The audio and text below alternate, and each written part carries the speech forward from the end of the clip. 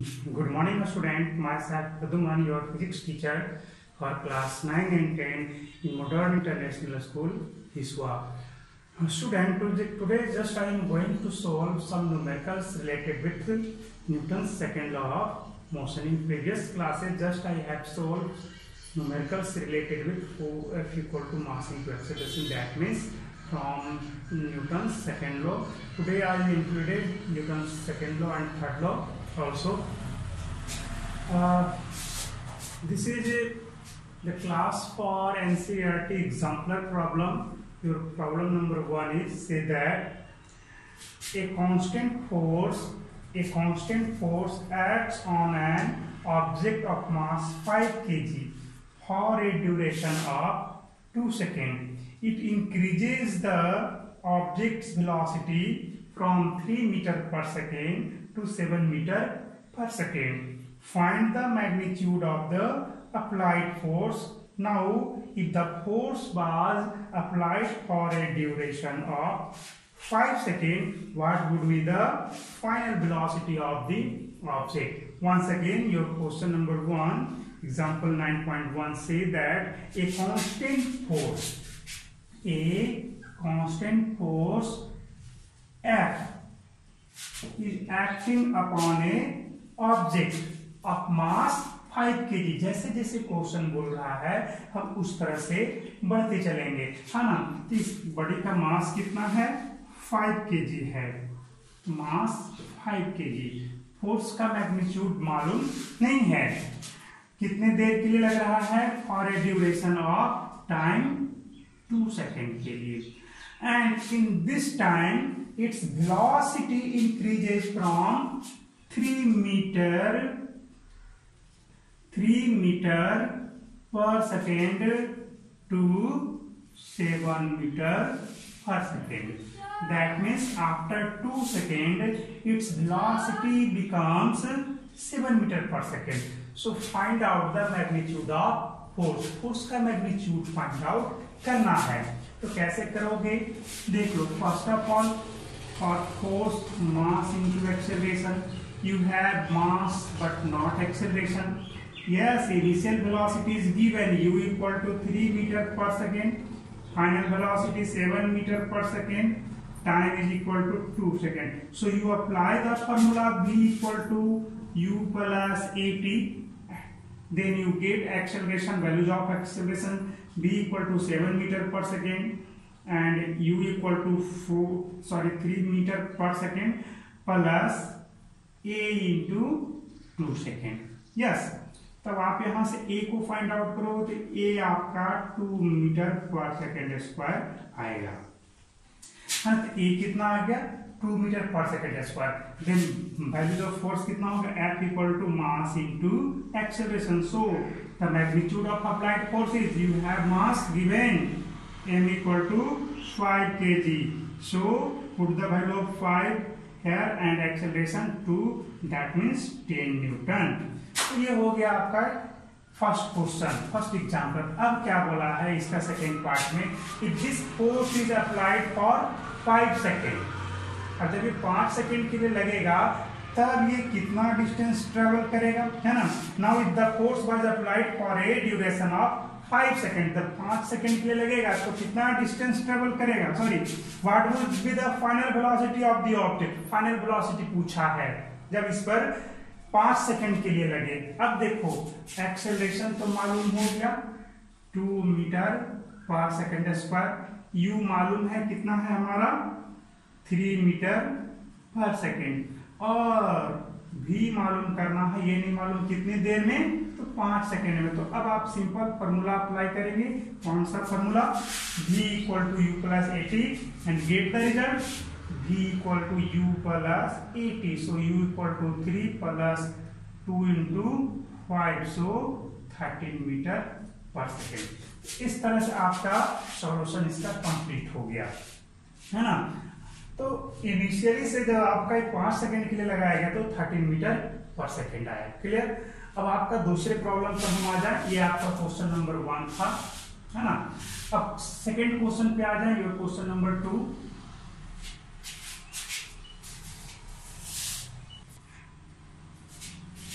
Your question number 2, that means example 9.2 say that which would require a greater force, किसमें ज्यादा force की आवश्यकता होगी।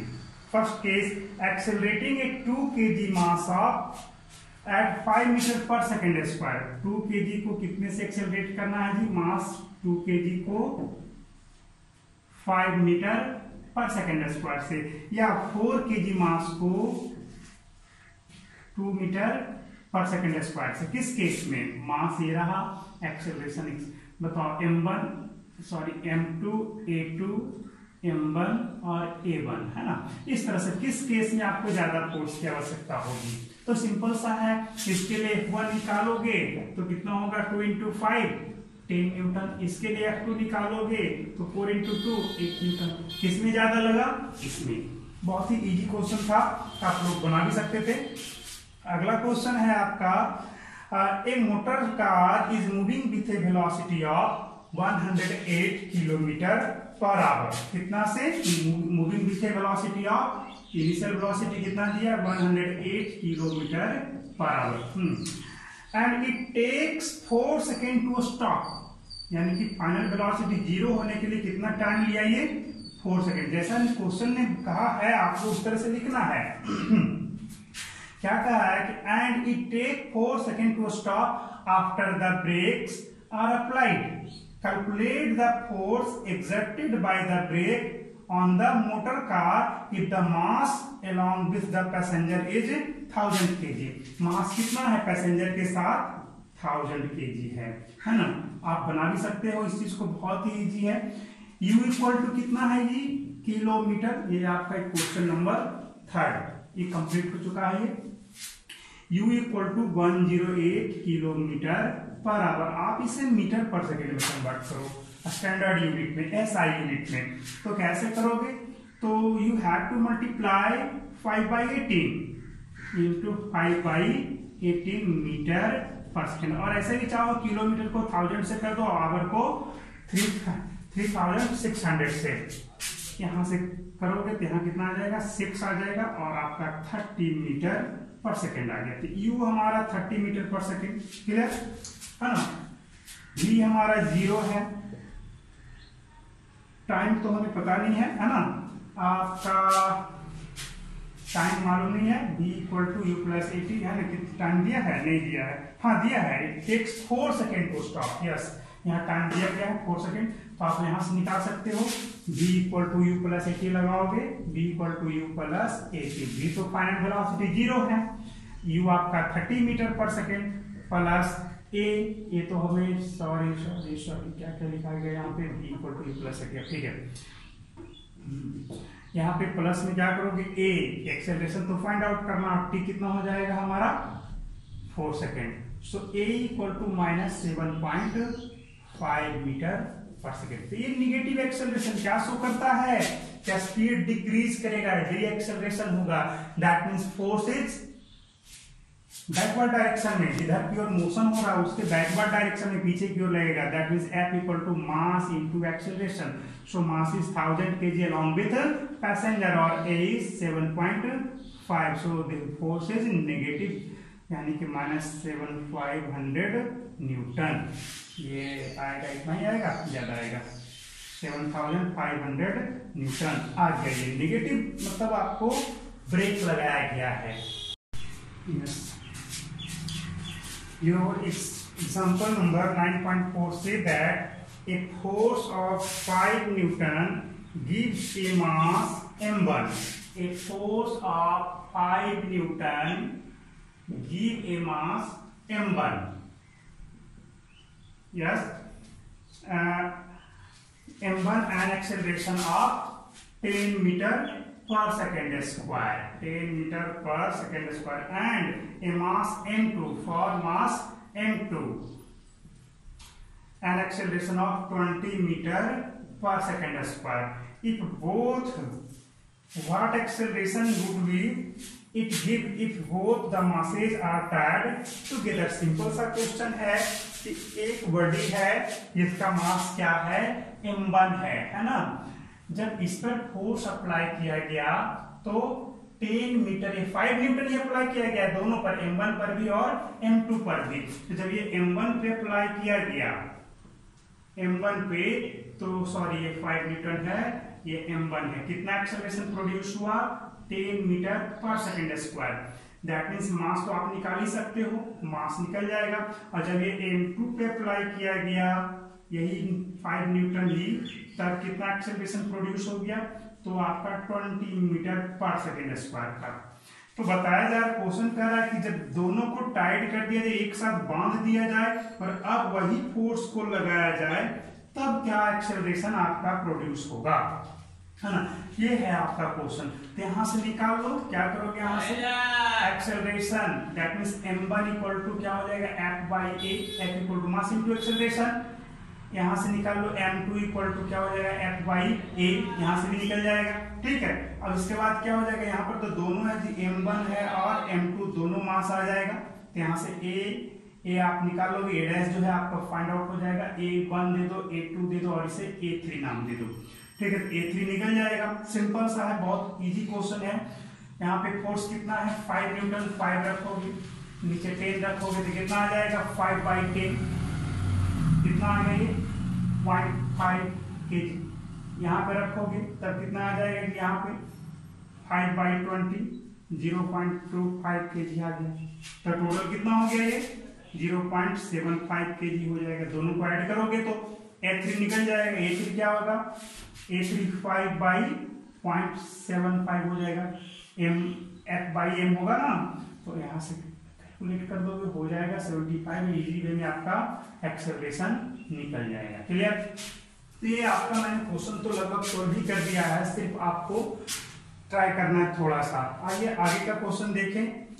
Now another question, your example number 9.5 say that the velocity time graph of a ball of mass 20 gram moving along a straight line on a long table is given in figure। इससे क्या है, आपका एक long table पे 20 ग्राम का एक ball है, वो मूव कर रहा है, उसका ग्राफ यहाँ पे दे दिया गया है, ठीक है। अब क्या, how much force does the table exert on the ball to bring to rest, है ना। रेस्ट में लाने के लिए जो है टेबल कितना फोर्स एक्सर्ट कर रहा है बॉल पे। जरा देखो, इनिशियली बॉल का स्पीड क्या था, इनिशियली देखो यहाँ पे, initially speed of ball is 20 centimetre per second. After 10 second its velocity becomes 0। क्या देखा, जैसे जैसे ग्राफ नीचे आ रहा है, इसका मतलब क्या हुआ, अभी देखो 0 जब टाइम था तो 20 सेंटीमीटर पर सेकेंड था, 1 सेकेंड के बाद क्या देखा, थोड़ा सा नीचे आ गया, फाइनली 3 सेकेंड पे थोड़ा और नीचे आने की वेलोसिटी घट रहा है। यहाँ पे देखो घट रहा है, घट रहा है, इस तरह से आपका घट रहा है, फाइनली क्या हो जा रहा है 0। तो आपका v इक्वल टू कितना है, u equal to 20 centimetre per second. v equal to हमें दिया हुआ है क्या है, फाइनल वेलोसिटी क्या हुआ आपका, घटते घटते 0 हो गया सेंटीमीटर पर सेकेंड। टाइम कितना है आपका, तो टाइम 0 से लेकर के 10 तक, यानी कि 10 सेकेंड, है ना। और मास कितना है, तो 20 ग्राम मास तो दिया गया है। मास ऑफ दी बॉल कितना दिया गया है जी, फिर से एक बार, the velocity time graph of a ball of mass 20 gram is given. तो यहाँ पे दे दिया गया है, एक टेबल है, लॉन्ग टेबल है, उस पे मूव कर रहा है बॉल, और धीरे धीरे क्या हो रहा है, बॉल का स्पीड डिक्रीज कर रहा है। तो ग्राफ से हम लोग चेक करेंगे कि इनिशियल स्पीड क्या था, जब टाइम 0 था, तो हम वेलोसिटी में देखेंगे कि कहाँ है, तो वेलोसिटी 20 है। फाइनल देखेंगे जब टाइम 10 सेकेंड हुआ तो वेलोसिटी डिक्रीज होते होते 0 हो गया। That means initial velocity 20, final velocity 0, time ये, और ये रहा। फोर्स निकाल लो, फोर्स के बारे में जानते हो ना, क्या होता है, mv1 minus v2, sorry mv minus mu by time. नहीं मालूम है तो देखो, F इक्वल टू पढ़ा है मास इंटू एक्सेलरेशन, और एक्सेलरेशन के बारे में जानते हो v minus u by t होता है ना। तो यहाँ पर भी वही किया गया है, m into v minus u by t. देख लिया, v equal to u plus 80 से ये आपको मिल जाएगा। That means you have to put 20 gram, v कितना है 0 और minus 20 centimetre per second divide by time कितना है 10 सेकेंड। दैट मीन्स यहाँ से कितना आ गया ये -2 सेंटीमीटर पर सेकेंड स्क्वायर।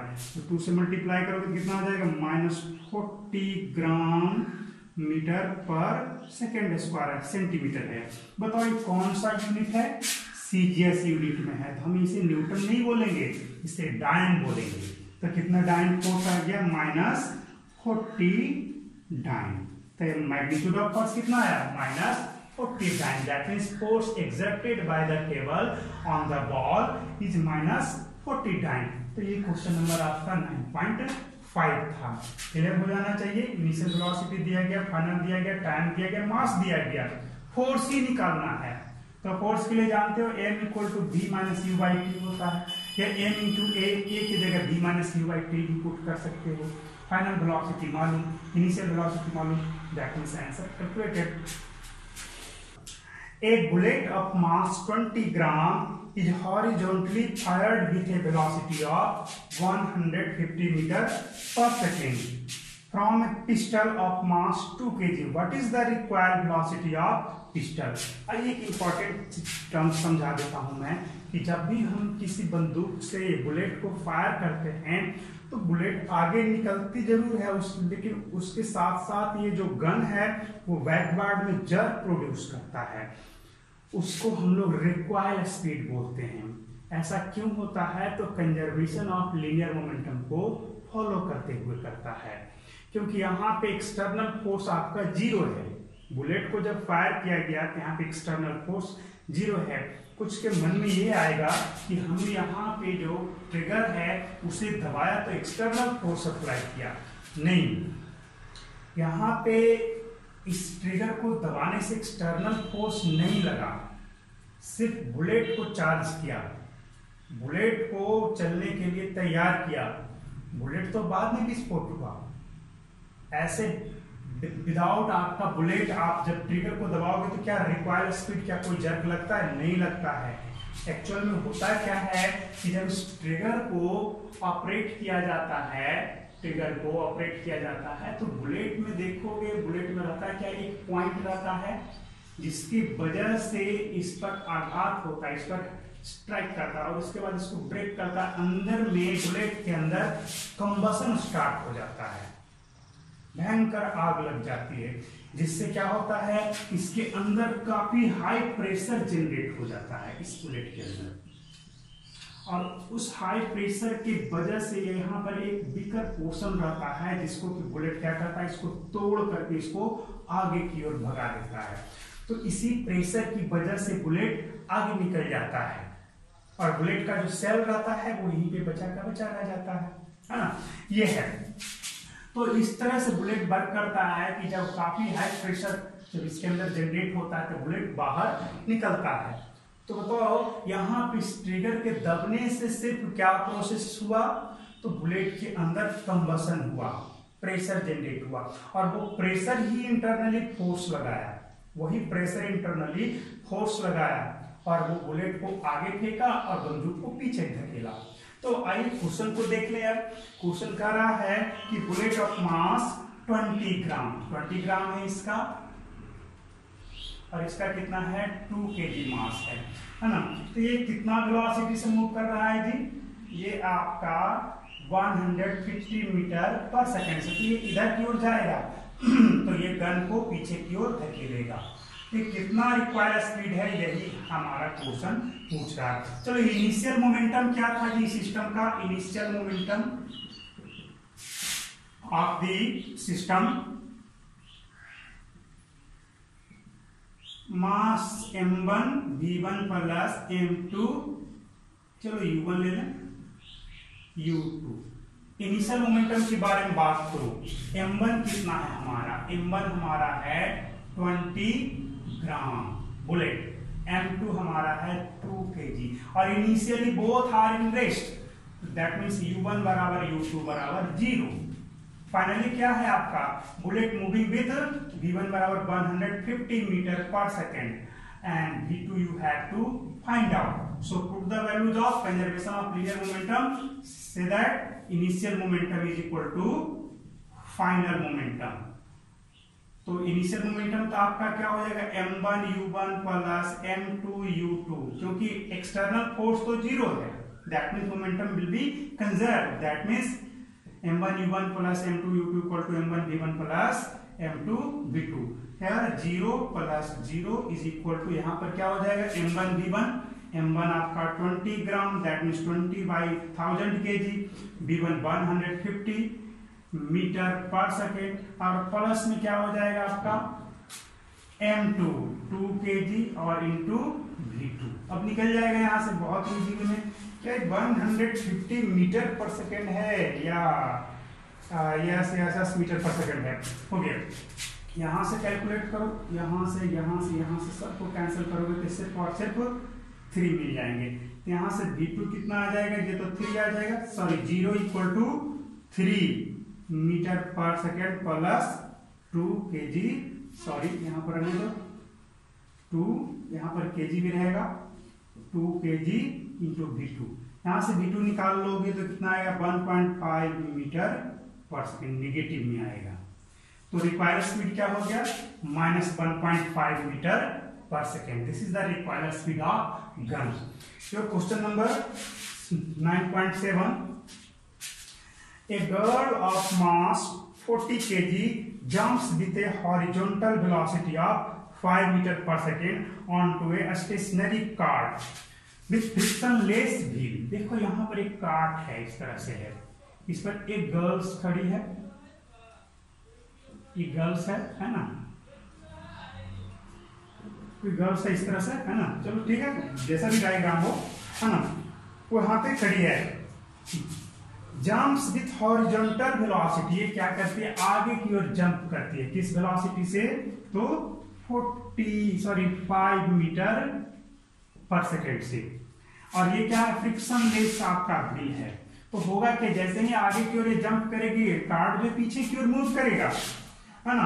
और कार्ट का मास कितना दिया गया, mass of cart is 3 kg. एक बार फिर से क्वेश्चन पूरा पढ़ देता हूं. A girl of mass 40 kg jumps with velocity with horizontal velocity of 5 meter per second onto a stationary cart with frictionless wheel. The mass of the cart is 3 kg. What is her velocity as the cart start moving? Assume that there is no external unbalanced force working in the horizontal direction. चलिए यहाँ पे देखा जाए, ये लड़की जो है cart पर जो है ये 5 मीटर पर सेकंड से चलना शुरू कर देती है. तो ये है इसके साथ, इस मैन के साथ ये जो कार्ट है पीछे की कितनी वेलोसिटी से जाएगा. बहुत ही अच्छा क्वेश्चन है ये, और बन भी जाएगा. बहुत ही सिंपल सा क्वेश्चन है. एक बार फिर से क्वेश्चन को पढ़ लो, ज्यादा क्वेश्चन टफ नहीं है. जैसे ये चलेगा तो इसका वेलोसिटी जो है हॉरिजॉन्टल डायरेक्शन में क्या हो जाएगा, m1 इक्वल टू आपका 40 kg है ना, ये 40 kg. u1 कितना हो गया जी इसका 5 मीटर पर सेकेंड. ठीक है, और इनिशियली कार्ट तो रेस्ट में था, है ना. m2 आपका 3 kg हो गया, और u2 क्या है आपका 0. अब क्या है, जब चलेंगे तो कार्ट तो पीछे की ओर जाएगा, तो कार्ट जाएगा तो कार्ट के साथ साथ इस पे खड़ा हुआ आदमी भी तो पीछे की ओर जाएगा. तो उस केस में आपका क्या हो जाएगा, उस केस में मास m1 प्लस m2 हो जाएंगे, और वेलोसिटी तो आपका v1 बराबर v2 बराबर, यही आपको फाइंड आउट करना है ना. तो बन जाएगा, ये बनाएंगे. तो सेकेंड केस में जब ये क्या होगा, m1 आपका तो 40 kg हो गया, m2 कितना हो गया 3 kg. एक सिस्टम है, ये आपका कार्ट पे गर्ल्स खड़ी है, और इनिशियल वेलोसिटी इसका क्या है, गर्ल्स का आपका 5 मीटर पर सेकेंड, और इनिशियली आपका कार्ट तो रेस्ट में है. जब आपको ये चलेगी लड़की इस पे कार्ट पे, तो ये कार्ट तो पीछे की ओर जाएगा, तो कार्ट के साथ साथ लड़की भी पीछे जाएगी, गर्ल्स भी तो पीछे जाएगी. तो बताओ फाइनल मोमेंटम के लिए तो दोनों मास सेम हो जाएंगे, दोनों को एक साथ ऐड करना पड़ जाएगा. दैट मीन्स आपका, चलो आ जाओ एक ही साथ, रिक्वायर्ड स्पीड, पीछे जाने का स्पीड v1 बराबर v2 मान लो, ये आपको हमें निकालना है दोनों का। और दोनों एक साथ पीछे जाएंगे तो मास कितना हो जाएगा, m1 प्लस m2। चलो रहेगा, एक ही साथ काम कर लो। इस केस में क्या होगा, कंजर्वेशन ऑफ लीनियर मोमेंटम लगाओ, p equal to p final. That means आपका क्या हो जाएगा यहाँ पर से initial momentum m1 v1 m1 u1 plus m2 u2 equal to m1 v1 plus m2 v2। अब बताओ यहाँ पर m1 u1 कितना है, m1 हमारा है 40 kg और ये 5 plus 3 kg into 0 initially rest.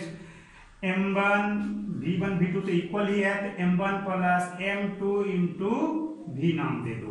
यहाँ से कितना है 200 इक्वल टू यहाँ पर से 40 plus 3 into v। That means v equal to कितना आ गया 200/43 मीटर पर सेकेंड। इस स्पीड से जो है हमारा कार्ड जो है पीछे की ओर मूव करेगा।